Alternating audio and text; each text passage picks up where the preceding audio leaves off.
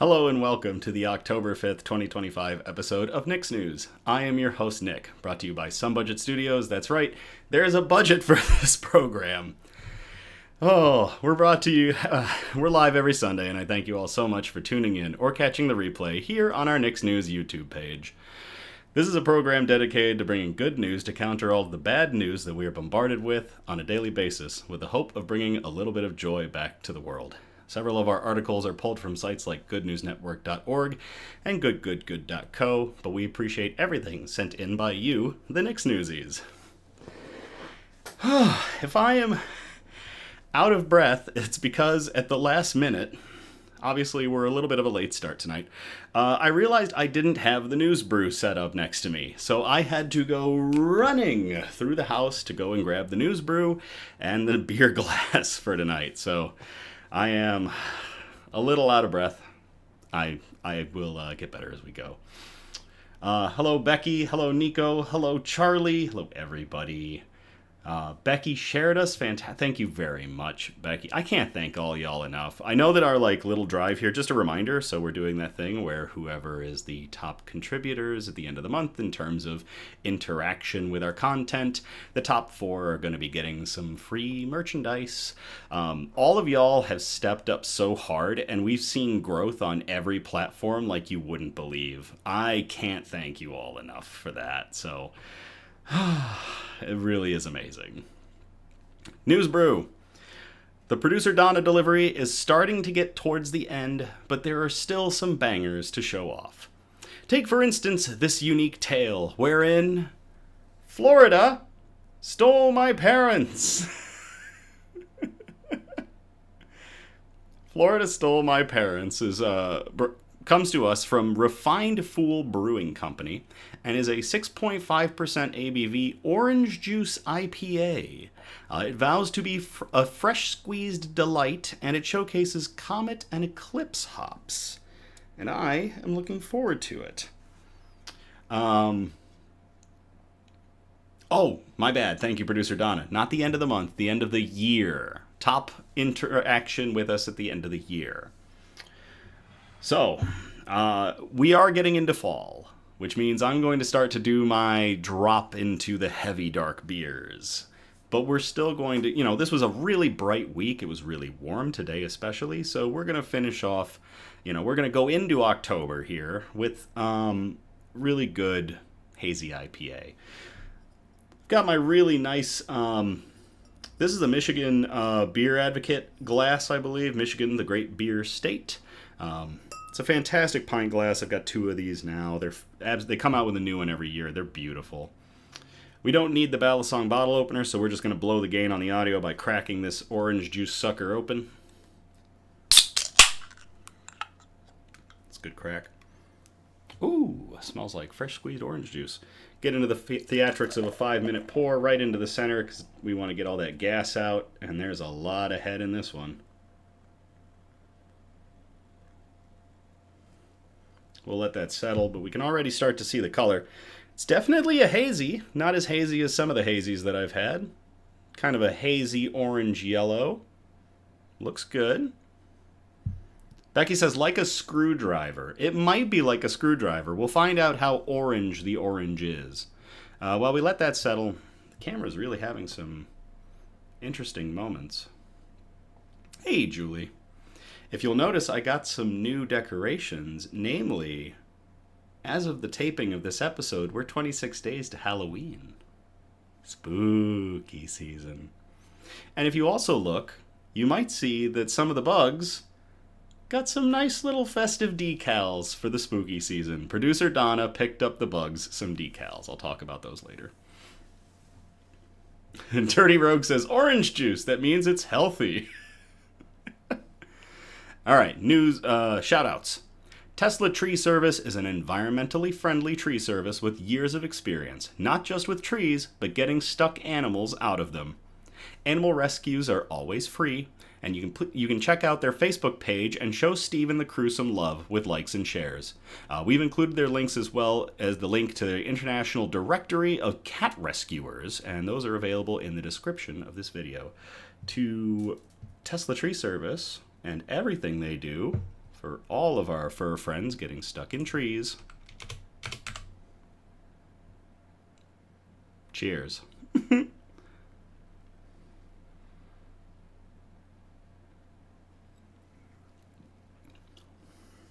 Ooh.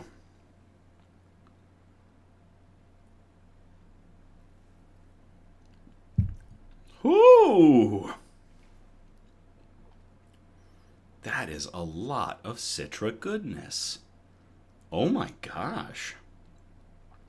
That beer is crazy.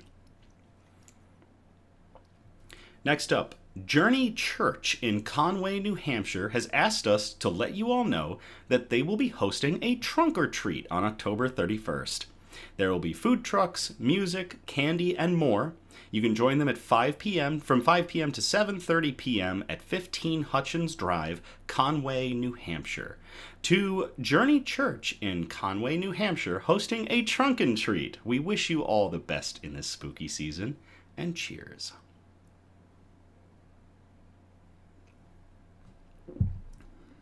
Oh, that is solid. That is really good. Last shout out. We're excited to officially introduce you to the baby pygmy hippo, Hugo.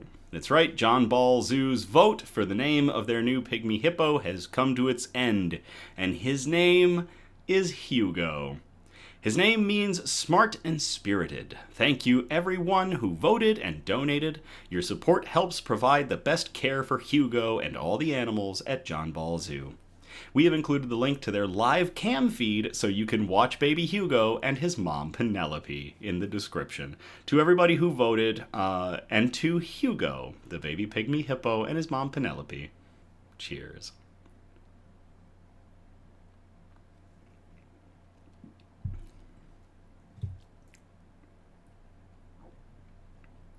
Yes, Becky, there is a live feed. The link is in the description. News quote.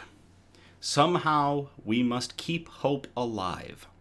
A hope that we can find a way to educate all, alleviate poverty, assuage anger, and live in harmony with the environment, with animals, and with each other. That comes from Dame Valerie Jane Morris Goodall. Dr. Goodall died at the age of 91 on October 1st of 2025. Goodall began her research into chimpanzees in 1960 after arriving at Gombe Stream National Park in Tanzania. In the 1970s, Goodall became increasingly concerned about conservation efforts at Gombe and throughout Africa, and in 1977 she founded the nonprofit Jane Goodall Institute. JGI maintains a presence at the Gombe Stream Research Center, now the longest ongoing chimpanzee study in the world, and helps teach young people around the world about environmental conservation. Goodall was a remarkable example of courage and conviction, working tirelessly throughout her life to raise awareness about threats to wildlife, promote conservation, and inspire a more harmonious, sustainable relationship between people, animals, and the natural world. The JGI statement reads, "During her 60 years of work with primates and spreading a message of environmental conservation, Goodall inspired other women to become scientists and received numerous awards, including Commander of the Order of the British Empire in 1995, United Nations Messenger of Peace in 2002, the French Legion of Honor in 2006, and the Presidential Medal of Freedom, which she was awarded in January of 2025 by U.S. President Joe Biden." To Jane Goodall, somehow we must keep hope alive. A hope that we can find a way to educate all, alleviate poverty, assuage anger, and live in harmony with the environment, with animals, and with each other. Cheers.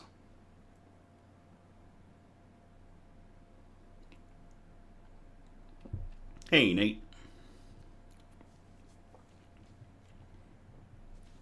Bug update. I clean out the water dish. Elmira just keeps filling it up. There's no end in sight to this war, and it will drag on. Ripley has several new small friends that I need to get some pictures of.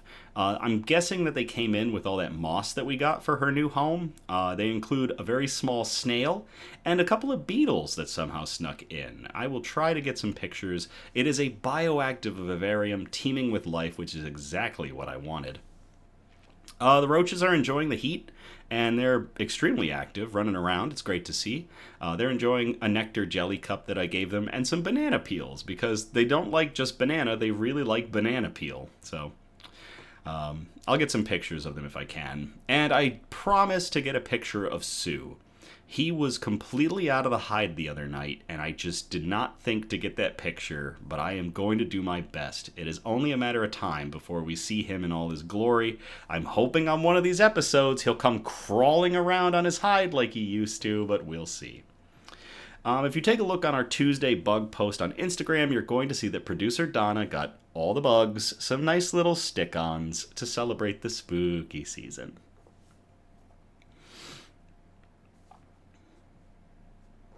Nate, super glad I made it. Thank you, Nate. I'm super glad you made it, too. I'm super glad everybody makes it. Anybody and everybody that tunes in or catches the replays on the Knicks News YouTube page and just keeps spreading this good news, y'all are making this happen, and I love you all for it. All right, let's get into our good news. Our good news is broken up into 4 major categories, and those categories are science and technology, health and medicine, flora and fauna, aka plants and animals, and wholesome notes, the really nice special articles that we like to end on. I will put a disclaimer right now. Producer Donna was crying her eyes out reading these 2 articles we have in wholesome notes, so y'all have been warned well in advance to have a box of tissues. I haven't read them. I want to get the full experience, so get ready. All right, we're going to start off in Category 1, Science and Technology. We called this first one, Turtly Enough for the Turtle Club. And I will copy and paste this into the chat if y'all want to read along.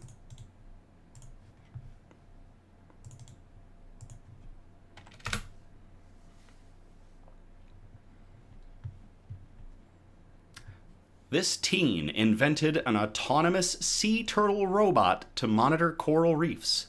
He just won an award from the EU. This was published to goodgoodgood.co on October 2nd of 2025 by Cameron Baker.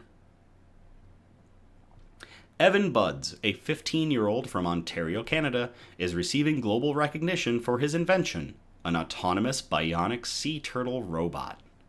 The robot, which uses AI to monitor ecological systems underwater, won Buds a first-place prize in the European Union contest for young scientists. I became inspired for this project after I observed the fluent motion of a snapping turtle while camping, Buds said in a video for his invention. He saw potential in the way the turtle moved, compared to traditional propeller-based systems of other autonomous robots. He created a propulsion approach that imitates the way green sea turtles maneuver underwater by using computational fluid dynamics simulations. That's awesome. Not only is it a unique and more seamless way to move through the water, but it also has less impact on the very environments scientists are trying to protect. Aquatic habitats are vital to humanity, and the routine surveying of these environments has become critical, Buds explained in the video. Utilizing an innovative biomatic robot for such analysis ensures low ecological disruption. That's really cool.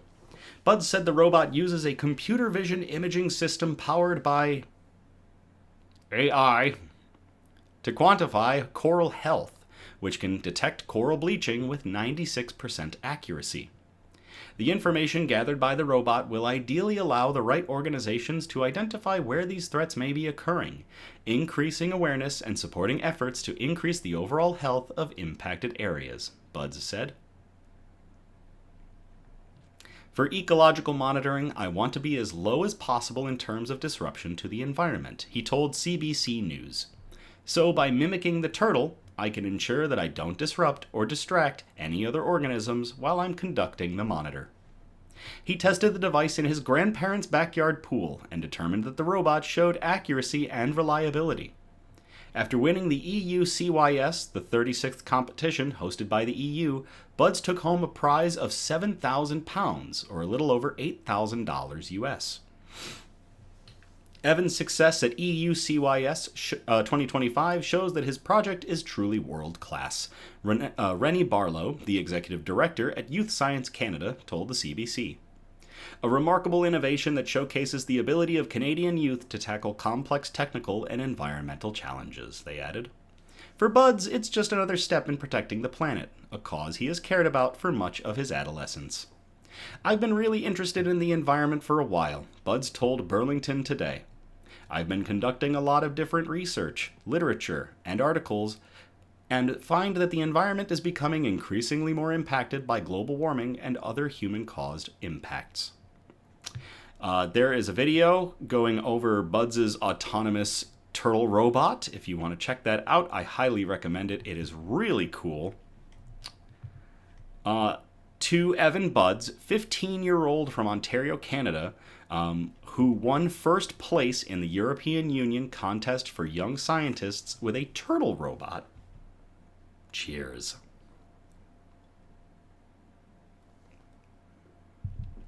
That is really cool.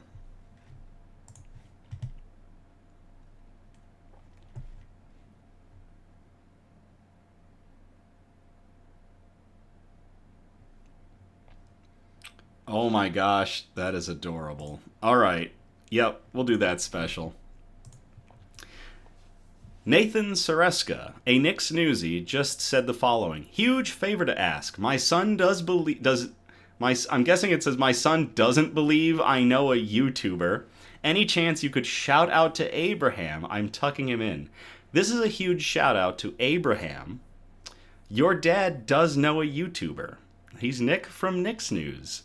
And have a great night. Sleep well, Abraham. Cheers.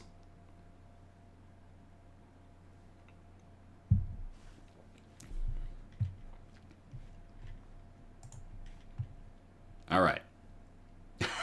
You're welcome, Nate. All right, that's going to get us out of science and technology. We're going to move on to category 2, health and medicine. This first one was sent in by Eliza. Eliza, thank you very much for sending it in. We called it Hunting Down Huntingtons. I will copy and paste this into the chat if y'all want to read along. Producer Donna adds helping parents to show description.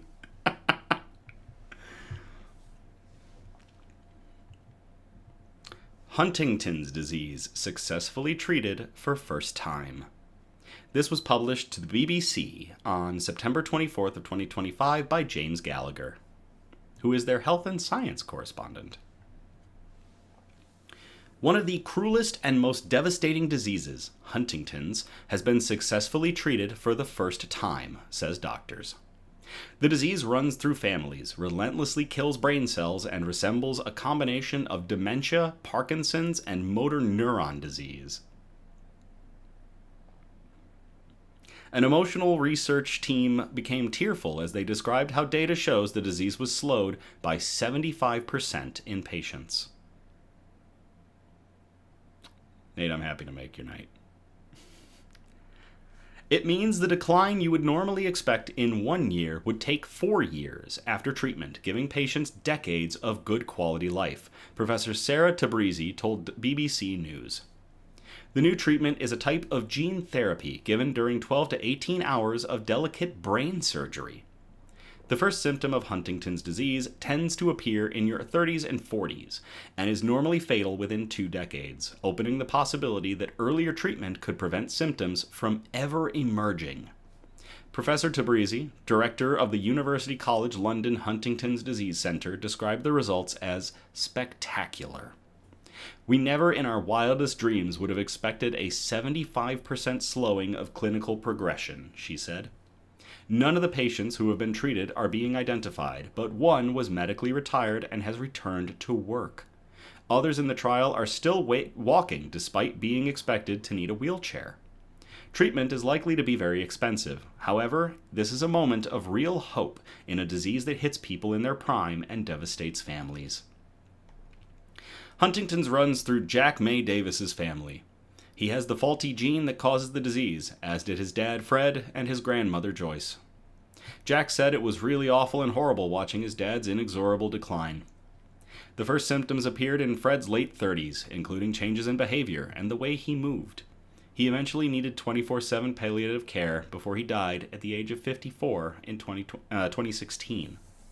Jack is 30, a barrister's clerk, newly engaged to Chloe, and has taken part in research at UCL to turn his diagnosis into a positive. But he'd always known he was destined to share his father's fate until today. Now he says the absolutely incredible breakthrough has left him overwhelmed and able to look to a future that seems a little bit brighter. It does allow me to think my life could be that much longer. Huntington's disease is caused by an error in part of our DNA called the Huntington gene. If one of your parents has Huntington's disease, there's a 50% chance that you will inherit the altered gene and will eventually develop Huntington's too. This mutation turns a normal protein needed in the brain, called the Huntington protein, into a killer of neurons. The goal of the treatment is to reduce levels of this toxic protein permanently in a single dose. The therapy uses cutting-edge genetic medicine, combining gene therapy and gene silencing technologies. It starts with a safe virus that has been altered to contain a specifically designed sequence of DNA. This is infused deep into the brain using real-time MRI scanning to guide a microcatheter to two brain regions, the caudate nucleus and the putamen. This takes 12 to 18 hours of neurosurgery. The virus then acts like a microscopic postman, delivering the new piece of DNA inside brain cells where it becomes active. This turns the neurons into a factory for making the therapy to avert their own death. The cells produce a small fragment of genetic material called microRNA that is designed to intercept and disable the instructions called messenger RNA being sent from the cell's DNA to building mutant Huntington. This results in lower levels of mutant Huntington in the brain. So basically, we take a virus, have it bring in some information that rewrites the information normally being done by cells, and prevents this protein from getting produced in the first place. That is awesome. There's a really cool visual aid that they have in the article. I recommend you take a look at it. Results from the trial, which involved 29 patients, have been released in a statement by the company Unicure. Unicure. It is Unicure. But have not yet been published in full for review by other specialists. The data showed that 3 years after surgery, there was an average 75% slowing of the disease based on the measure which combines cognition, motor function, and the ability to manage in daily life. The data also shows the treatment is saving brain cells. Levels of neurofilaments in spinal fluid, a clear sign of brain cells dying, should have increased by 1/3 if the disease continued to progress, but was actually lower than at the start of the trial. This is the result we've been waiting for, said Professor Ed Wild, consultant neurologist at the National Hospital for Neurology and Neurosurgery at UCLH.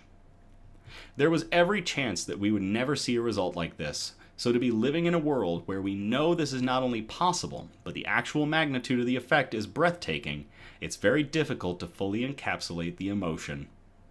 He said he was a bit teary thinking about the impact it could have on families. The treatment was considered safe, although some patients did develop inflammation from the virus that caused headaches and confusion that either resolved or needed steroid treatment. Professor Wild anticipates the therapy should last for life because brain cells are not replaced by the body in the same manner as blood, bone, and skin are constantly renewed. Approximately 75,000 people have Huntington's disease in the UK, US, and Europe, with hundreds of thousands carrying the mutation, meaning they will develop the disease. Unicure says it will apply for a license in the US in the first quarter of 2026, with the aim of launching the drug later that year. Conversations with authorities in the UK and Europe will start next year, but the initial focus is on the US. Dr. Waleed Abisab, the chief medical officer at Unicure, said he was incredibly excited about what the results mean for families and added that the treatment had the potential to fundamentally transform Huntington's disease. However, the drug will not be available for everyone due to the high complex surgery and the anticipated cost. It will be expensive for sure, said Professor Wild. There isn't an official price for the drug. Gene therapies are often pricey, but their long-term impact means that can still be affordable. In the UK, the NHS does pay for a £2.6 million per patient gene therapy for haemophilia B. Professor Tabrizi says this gene therapy is the beginning and will open the gates for therapies that can reach more people. She paid tribute to the truly brave volunteers who took part in the trial, saying she was overjoyed for the patients and families. She is already working with a group of young people who know they have the gene, but don't yet have symptoms, known as Stage 0 Huntington's, and is aiming to do the first prevention trial to see if the disease can be significantly delayed or even stopped completely. To everybody involved with finding a potential cure for Huntington's disease, and to Eliza for sending in that article,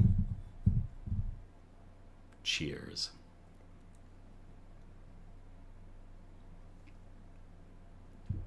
Becky asks, wonder if they can take the research and apply it to different diseases. We've actually had a lot of articles in the past regarding utilizing viruses, manufactured viruses or modified viruses, as deliverers for gene therapy, especially in areas that are really hard to reach, like the brain. It is really cool to see that this is kicking off. Producer Donna, I'm glad it works, but I hope they find a different way to deliver the therapy. 18 hours in surgery sounds rough. Yes, I agree. Nate says expensive now, but as more of these progress, it will become more affordable and available. I hope. Super impressive. I agree. All right, we'll move on to our second article in Health and Medicine. This one was sent in by Ed. Ed, thank you very much. This one is a cancer, fuck cancer article. I will copy and paste it in the chat if y'all want to read along. Now, what was interesting with this one, I will preface this, we were having some trouble confirming this article, because, like, some of the other places that we go to find articles, we're not posting about this, so everything we've found so far says this is correct, so we're going to go with it. A 13-year-old boy has become the first person to be cured of a deadly brain cancer. This one was published on August 8th of 2025 by Sarah Watts on Upworthy.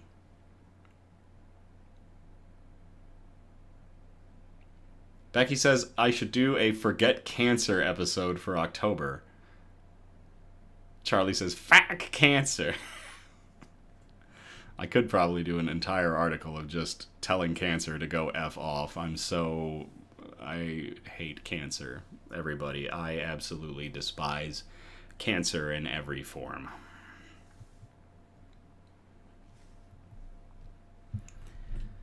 It's a parent's worst nightmare, taking your child to the doctor and receiving a life-changing diagnosis. It only adds to the heartbreak when they find out there may be no effective treatment at all, and that all they can do is hope for the best. Few diagnoses strike fear in the heart of parents and doctors more than a cancer called diffuse intrinsic pontine glioma, or DIPG. Primarily found in children, DIPG is a highly aggressive brain tumor that is uniformly fatal, with less than 10% of children surviving longer than 2 years after a diagnosis. The tumors grow fast and on extremely vital areas like the spine and brainstem, making them exceptionally hard to remove. Though young patients have been treated with radiation, chemotherapy, and surgeries, no one has ever been cured of the fatal cancer. But for the first time ever, a 13-year-old boy from Belgium named Lucas Gemeljanova has beaten the odds. Diagnosed with DIPG at age 6, Lucas's doctor, Jacques Grill, told Lucas's parents, Cedric and Olasia, that he was unlikely to live very long. Instead of giving up hope, Cedric and Olasia flew Lucas to France to participate in a clinical trial called Biomed, which tested new potential drugs against DIPG. Lucas was randomly assigned a medication called everolimus in the clinical trial, a chemotherapy drug that works by blocking a protein called mTOR, or mTOR. mTOR helps cancer cells divide and grow new blood vessels, while everolimus decreases blood supply to the tumor cells and stops cancer cells from reproducing. Everolimus, a tablet that's taken once per day, has been approved in the UK and the US to treat cancers in the breast, kidney, stomach, pancreas, and other areas. But until the Biomed clinical trial, it had never been used to treat DIPG. Though doctors weren't sure how Lucas would react to the medication, it quickly became clear that the results were good. Over a series of MRI scans, I watched as the tumor completely disappeared, Grill said in an interview. Even more remarkably, the tumor has not returned since.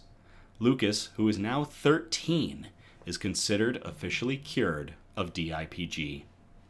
Even after the tumor was gone, Grill, who is the head of the brain tumor program in the Department of Child and Teenage Oncology at Gustave Roussy Cancer Research Hospital in Paris, was reluctant to stop Lucas's treatments. Until about a year and a half ago, Lucas was still taking everolimus once every day. I didn't know when to stop or how because there was no other reference in the world, Grill said. While Lucas is the only one in the clinical trial whose tumor has completely disappeared, 7 other children have been considered long responders to everolimus, meaning their tumors have not progressed for more than 3 years after starting treatment. Nate says, I would literally try anything in that situation. Heartbreaking, I cannot imagine. I agree. So why did everolimus work so well for Lucas? Doctors think that an extremely rare genetic mutation in Lucas's tumor made its cells far more sensitive to the drug, Grill said, while the drug worked well in other children because of the biological peculiarities of their tumors. While everolimus is by no means a cure, the trial has provided real hope for parents and families of children diagnosed with DIPG. Doctors must now work to better understand why Lucas's tumor responded so well to the drug and how they can replicate those results in tumor organoids, artificially grown cells that resemble an organ. After that, said Marie-Anne de Billy, a researcher in the Biomed trial, the next step will be to find a drug that works as well on tumor cells. A more recent clinical trial tested a new immunotherapy treatment on young DIPG patients and showed promising results. Many of the patients' tumors shrank, and several participants saw functional improvements in their symptoms and day-to-day lives. But only one of the 11 patients has seen success that rivals Lucas's, a young man identified only as Drew, who has been thriving tumor-free for over 4 years after receiving treatment. Once considered a definitive death sentence, there is real hope for this first time. But there's much more research and work to be done. Until then, however, Lucas's doctors are thrilled. Lucas's case offers real hope, said DeBilly. To Lucas Gemeljanova for being cancer-free. To the doctors involved in the Biomed trial and continuing to look for solutions to DIPG, and to Ed for sending in that article. Cheers.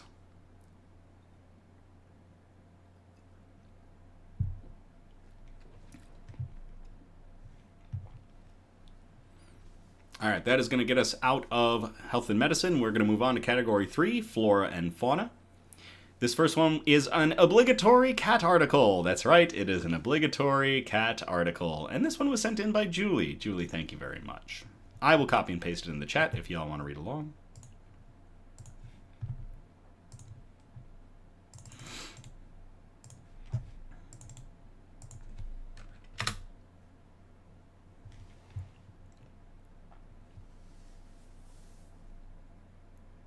Grateful Happy Cat Cafe celebrates 1,000th adoption. This was published to Wood TV 8 on October 1st of 2025 by Madeline Bursma.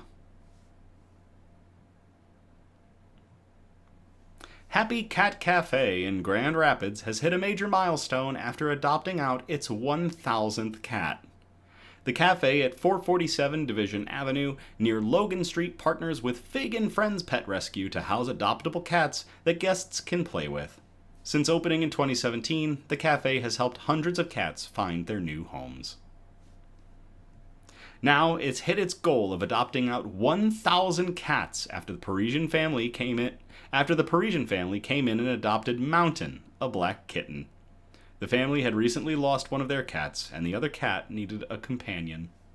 After hitting the milestone, owner Katie Corto said she's inspired to aim for the next one. Once you get to that goal of 1,000, it's like, what's holding you back from 2,000 or 5,000 or 10,000, she said. I don't see it ending, it's only speeding up. So I'm really happy and grateful and excited that I get to share this 1,000 adoption news.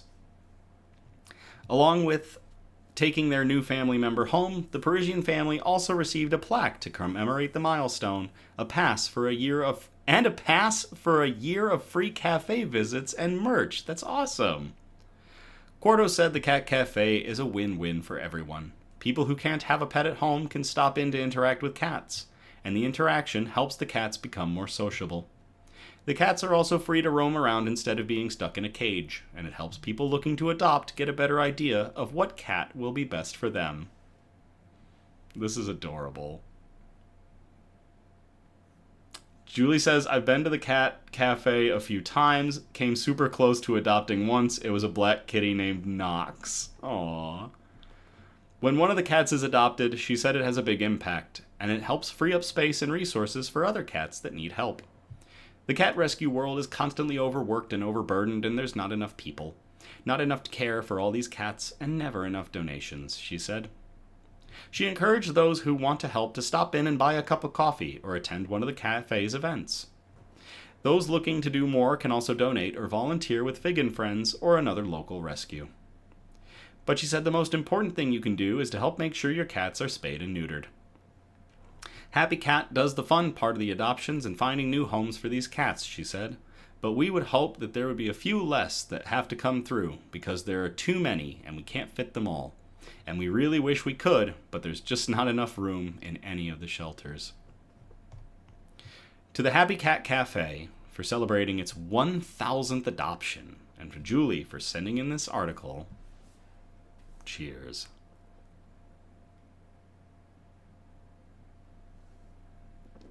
Producer Donna says, there we go. That's the secret to getting 1,000 subs. Subscribe and you get a free cat. We're not doing that. We will continue to promote cat adoption. I am not giving everybody a free cat. I'm sorry. Though it would be nice. Julie says, I've donated food to them and money to Fig and Friends. That is awesome, Julie. Becky says, cat pictures for each subscriber. Well, Donna's got a lot of cats. Julie has cats. I'm sure plenty. Cassidy, I know, has cats. We got people with cats. We could send out cat pictures, probably.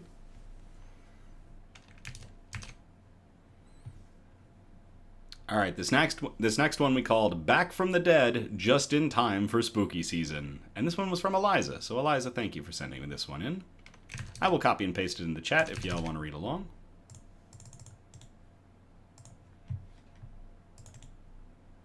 Julie says, I volunteer Castle for pics.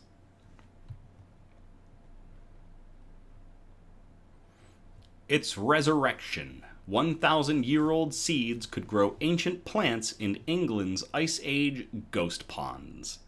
This was published to The Guardian on September 20th of 2025 by Patrick Barkham.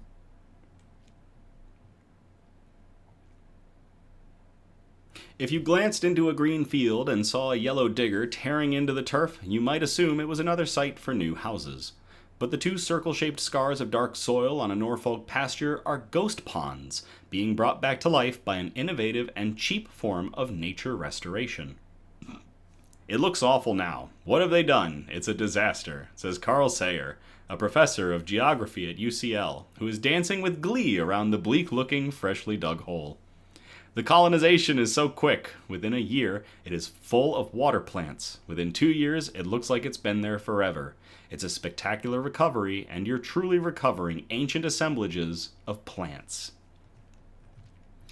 The two ponds returning on farmland are the 25th and 26th Ice Age ponds to be restored by Sayer's team of academics, volunteers, and an enthusiastic digger driver in the Brex, a hotspot for ancient ponds and pingos, formed by ice melt 10,000 years ago. Over the past 2 centuries, thousands of such ponds have been filled in as land was drained and improved for crops. So far, most of the 26 ponds have been revived on land bought by Norfolk Wildlife Trust. which has supported the restoration effort with funding from the National Lottery Heritage Funds, Breck's Fen Edge and River Landscape Partnership Scheme. But the latest two ponds have been dug out thanks to a Norfolk farmer, who is one of the increasing number of private landowners reviving ghost and zombie ponds. New surveys by Sayer's team have revealed that 22 of the ghost ponds restored since 2022 now support 136 species of wetland plants. This represents 70% of the wetland flora that's found in more than 400 ponds on Norfolk's Wildlife Trust's Thompson Common, an internationally important nature reserve whose ponds have survived since the Ice Age. The resurrected ponds include rare species lost from the surviving ponds, such as various leaved pondweed, which is only found on one other site in Norfolk. The magic, Sayer points out, lies in a layer of distinctly dark soil, which his team carefully reveals. This peat-like sediment is the old bottom of the pond, formed from centuries of decaying aquatic plants, and it's still full of seeds. It's a perfect time capsule, says Sayer. It's dark, moist, cool, and anoxic. There's no oxygen. This is nature's emergency recovery mechanism. We've buggered almost everything up, but this will still bring them back. One of the pond restorers, Haley McMecken, is working on a germination trial for her PhD. Sediment of different antiquities from those ghost ponds is being monitored in tanks at Kew Garden Seed Bank at Wakehurst. It is likely some seeds older than 1,000 years can still spring to life. It shows you the resilience of nature, that seeds have evolved to last that long, says McMecken. It's not rewilding, it's not restoration, it's resurrection. If you want to recreate a woodland, you've got to plant it and plant your own trees. Here, a human can't get it wrong. It's all ready to go, like an instant cake mix. Just add water. Resurrecting a pond begins with Professor Helen Birmingham, a colleague of Sayer's in the UCL Geography Department, studying old maps. Many small ponds are missed off maps, but old field names sometimes provide clues. LIDAR, or light detection and ranging, is also used to identify depressions in the land, while satellite imagery can reveal former pond sites which often show up as a circle of green, still having a higher moisture content during dry summers such as this one. On site, the team start by using an auger to drill down to confirm the bottom of the ghost pond, a soil layer also characterized by white fragments of pond snail shells, which have a more pointed whorl than land snails. So that's crazy. They're digging down into the soil, and they're not just looking for those seeds and this specific type of soil that was the ancient bottom of a pond, but they're also looking for specific snail shell fragments because they look different from land snails. There's a lot going into this, and this is wild. Then, a straight trench is dug to find where the sediment is deepest, which reveals the center of the pond. The middle is never where you think it is, but careful digging will find the center, and then you work out from there, says Sayer. A second trench is dug across the first to form a cross of trenches, which helps identify the exact dimensions of the pond. The digger then takes over, but it is precision work to create the gently declining natural edges of the pond, rather than steps or shelves, and being careful not to dig below the seed layer.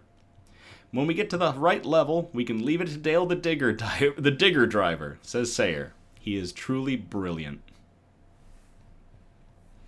Digging out a pond takes a long day, but Dale Garnham absolutely loves this unusual task.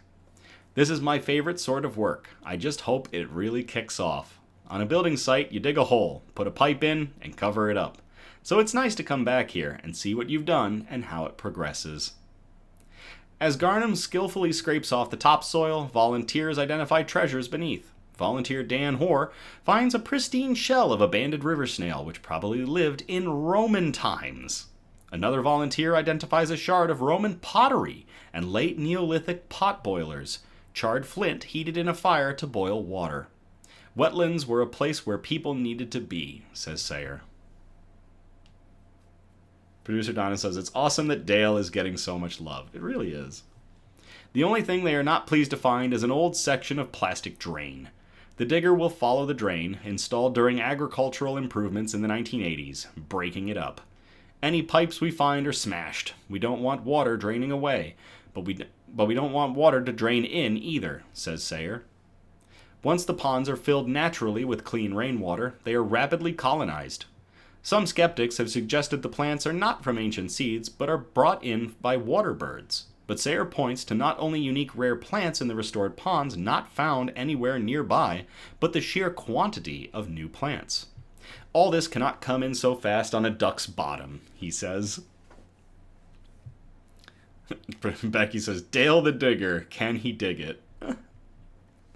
Despite them not being connected to any other waterways, the nine-spined stickleback fish has also rapidly returned to the ghost ponds. We've no idea how it got there. There is no biological mechanism that would do it without a hydrological connection. Could solving that conundrum be another PhD? We want a few mysteries like this. Keeps me in a job, says Sayer. According to Sayer, pond restoration provides a huge nature boost for a modest sum of money, much less than it costs to restore a meadow or ancient woodland. He and his team of volunteers can excavate a pond in a day for about £2,000, which is the main expenses being hiring a digger, a dumper, and a skilled digger driver. Landowners are keen to do it. The only barrier is funding, says Sayer. Millions go into river restoration, but they are so hard to fix. Restoring a pond has a small footprint and a massive impact. So many wetlands have been filled in. You could take what we're doing here and spread it everywhere. I'll never be involved in anything so important. It's the ecological restoration you dream of. To Dr. Carl Sager, professor of geography at UCL, and everybody in their team for restoring ponds, bringing ghost and zombie ponds back to life, and to Eliza for sending in that article. Cheers.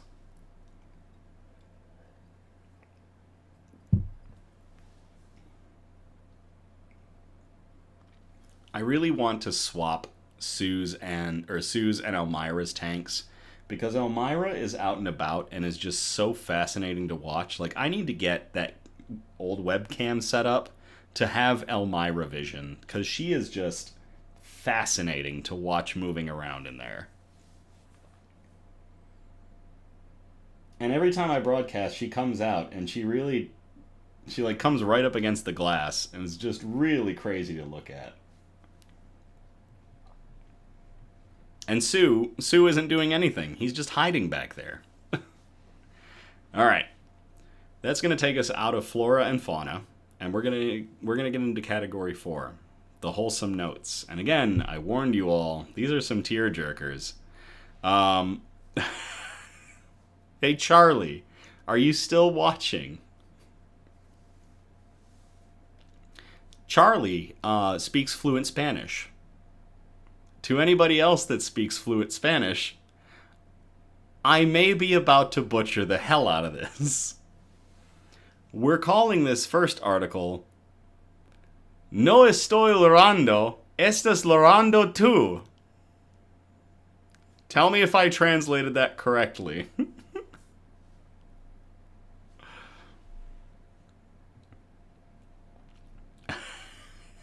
I'll copy and paste the article into the chat while that gets decoded. Oh, Charlie says, I understand it. I don't speak it fluently. I speak hood. Well, what I just put in, thanks to Google Translate, would be the Spanish translation of, I'm not crying, you're crying. Also, I need to hear that again for reasons. So what Google Translate came up with for I'm not crying, you're crying is No estoy llorando, estás llorando tú. And producer Donna has once again said Kleenex alert. Here we go. Charlie said, yes, that's accurate. Fantastic. Thanks, Google Translate.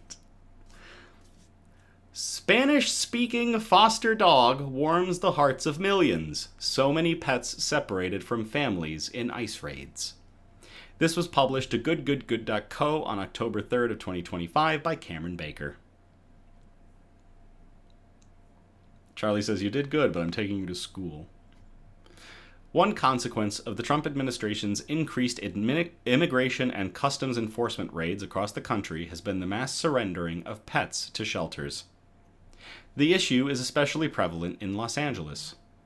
The animals have become sort of a victim in this situation because, to no fault of their own, they're finding themselves in the care centers, Christopher Valles, Public Information Officer for the Los Angeles County Department of Animal Care and Control, told Reuters this summer. In July, the Los Angeles Times reported that pet surrenderers more than doubled at the county's Palmdale shelter compared to June of 2024, with another shelter nearby jumping to nearly 50% during the same period.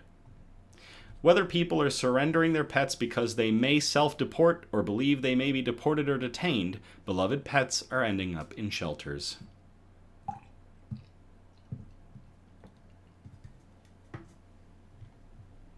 While new foster dog mom Monica Matute doesn't know the full story of her newest foster, Nacho, she realized after a now viral video of the dog understanding Spanish that he may be among the dogs of LA migrant families. Earlier this week, Matute posted a video on TikTok speaking to Nacho in Spanish. "Do you know Spanish?" she innocently asked the Chihuahua. "¿Qué pasó?" The dog tilts his head at her and begins to cry. Her jaw drops. The cycle continues, with him eventually jumping for joy at "Vamos afuera," or "Let's go outside." In 2 days, the video racked up over 10 million views and 2 million likes. Oh my gosh, the TikTok is playing as I'm reading. The way that dog snaps its head up when she speaks Spanish to it is amazing. A day later, Matute, who has long shared the journeys of fostering rescue dogs in LA, posted another video in response to the viral moment. Yesterday, over 1 million of you shared the joy of me realizing my foster dog, Nacho, speaks Spanish. In just hours, he had gained the love of so many internet tios and tias, she said, calling viewers Nacho's uncles and aunts. I don't know much about Nacho's story, but what I do feel pretty certain about is that he must have been very loved. She went on to add that she and her family decided to foster him because he was having a hard time coming out of his shell at their local rescue facility. Within hours of being in foster care, he was in our laps asking for pets, like he had been searching for something that finally felt familiar, she said. My mind keeps going back to the what-ifs. What if his family was affected by the current political climate? What if he finally felt safe when I spoke to him in Spanish? The comments on the video echoed her sentiments. I didn't even think of all the pets affected by ICE, one commenter wrote. I'm sobbing. So many pets separated from their families in these ICE raids, another added. That's absolutely devastating. But as much as viewers were heartbroken by the what-ifs of Nacho's story and the realities that many migrant families are facing, they were grateful for Matute's compassion amid it all. I'm so glad Nacho could connect with his culture, one viewer said. I pray that his owners are okay, another added, and that he is loved in your home. It's unclear what Nacho's future will look like, but Matute has been liking comments suggesting that she may adopt him. He is still available for adoption inquiries through a local rescue, though. Regardless, he has a safe place to stay, and clearly feels more understood than ever. Nacho reminds us all that being understood, even in the smallest ways, is part of what helps us come alive again, Matute said in her video. I hope whoever was lucky enough to love Nacho first knows that he's safe and loved, not just by me, but by the whole internet. There are a ton of TikToks and pictures of Nacho in the article. To Nacho the Chihuahua and to, where is her full name again? Monica Matute for taking in Nacho and showing that there is love to be had for these animals, even as their families may be torn away from them. Cheers.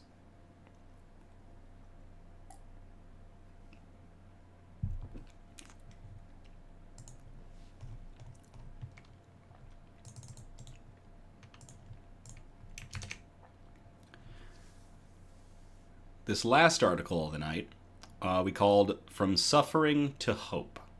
And I will copy and paste this into the chat if y'all want to read along.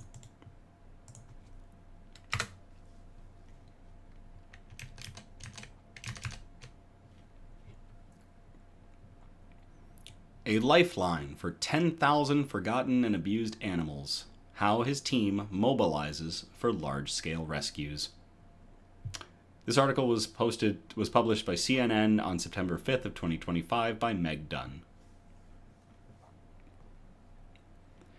More than 250,000 animals are hoarded in residences across the United States each year, according to the Animal Humane Society, and they are often left to suffer in horrific conditions. Hundreds are sometimes crammed into small spaces, living in their own waste. Tim Woodward couldn't let these animals be forgotten. Most people are shocked when they hear stories about a woman down the street had 100 cats or dogs in her house, Woodward said. They can't even imagine the cruelty that's associated with that. After working at a national animal welfare organization, Woodward realized there was a gap in the system where organizations and law enforcement agencies lacked the resources to address large-scale cruelty cases. So, in 2011, along with 2 other animal welfare workers, Woodward co-founded Animal Rescue Corps. The nonprofit conducts large-scale rescues of abused and neglected animals, including cases involving puppy mills, hoarding, dogfighting rings, and backyard breeders. Your average shelter is used to taking animals in 1 or 2 at a time, Woodward said. We, on the other hand, pull in large numbers of animals from a crisis situation. Once Animal Rescue Corps is alerted to a case, often through local law enforcement, the organization mobilizes quickly, driving everywhere in the U.S. They work with local authorities to secure legal access and remove animals. We'll work with law enforcement hand in hand, Woodward said. They will designate us as an agent of law enforcement to go onto the scene to seize those animals. Woodward and his team ensure animal removal is safe and organized. Teams document each animal and provide immediate veterinary care. Staff often wear hazmat suits due to hazardous conditions. We bring a very tight, trained team to that scene, including a state-licensed forensic vet techs, as well as an intake team that is experienced in evidence, documentation, and trained handlers, Woodward said. During missions, the group gathers evidence that may be needed should local law enforcement pursue animal cruelty charges. Every animal is photographed, and everything from mats of fur to overgrown nail clippings are bagged and saved. Animal Rescue Corps not only saves cats and dogs, but also exotic pets, barnyard animals, wildlife, and even once saved hundreds of mice from a hoarding case. Woodward believes all animals deserve respect and kindness. You want to make sure that the animal has every opportunity for whatever time it has left to have the best life possible, he said. Once safe to do so, animals are transported to the organization's facility in Tennessee. There, all animals undergo full medical evaluations, including testing for disease, worms, and parasites. In some cases, it takes several weeks or months to get the animals healthy. Due to the conditions they came from, some animals need to be socialized and prepared for adoption, especially those unfamiliar with human touch. The organization has a team of volunteers who care for, play with, and help socialize the animals. The change in the animals is always remarkable, Woodward said. They come out of the situations where they have no trust. Watching that animal learn to trust, it's why all of us are committed to the work. Animal Rescue Corps does not adopt out animals directly. Once healthy and socialized, animals are placed with shelters or sent to sanctuaries and rehabilitation centers. Woodward's work is physically and emotionally demanding, but he remains committed. To date, he and Animal Rescue Corps have helped save more than 10,000 animals, he said. My hope for the animals is that they have the best life possible and that they forget all about where they came from. To Tim Woodward and everybody associated with Animal Rescue Corps for going in and rescuing animals from deplorable conditions. Cheers.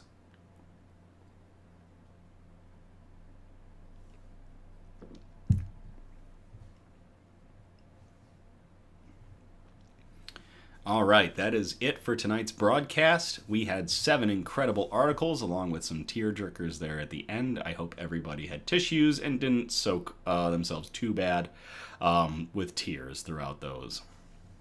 I thank you all again so much for tuning in or catching the replay on the Nick's News YouTube page. Again, we're live every Sunday, and our next episode will be on October 12th of 2025. We encourage participation, so if you feel inclined, by all means, post suggestions for news brews, shoutouts, news quotes, and of course, good news articles that we can present on future episodes of our show. If you send in a bunch of articles, we ask that you spread them out across our 4 major categories, which again were science and technology, health and medicine, flora and fauna, and plants and animals. Or flora and fauna, aka plants and animals, and wholesome notes. The really nice ones we like to end on. You can message us on Facebook or Instagram, or email us at somebudgetstudios@gmail.com. Links are in the description of the video. Feel free to like, subscribe, or comment on our Facebook and Instagram content, our YouTube and TikTok videos, pretty much everything to get good news and joy out into the algorithms. Please, no SEO improvement advertisements. We're not interested. Nick's News has continued to grow, even with just, the mention of this drive that we're doing, where at the end of the year, top 4 people that have interacted with our content are going to get some merchandise for free. Even before all of that, y'all have continued to grow Nick's News, and I can't thank you all enough for everything. Seriously, y'all drive Nick's News up and up, and we continue to bring good news to counter all the bad news we are bombarded with, and really, thank you all. That's about it. Pumpkin beer episode's coming up this month. We're in October, and I promise 1 pumpkin beer a year, usually in the October time. Not looking forward to it, but I hope you all are. So, as always, thank you again. I love you all. Have a great night, and I will play us out.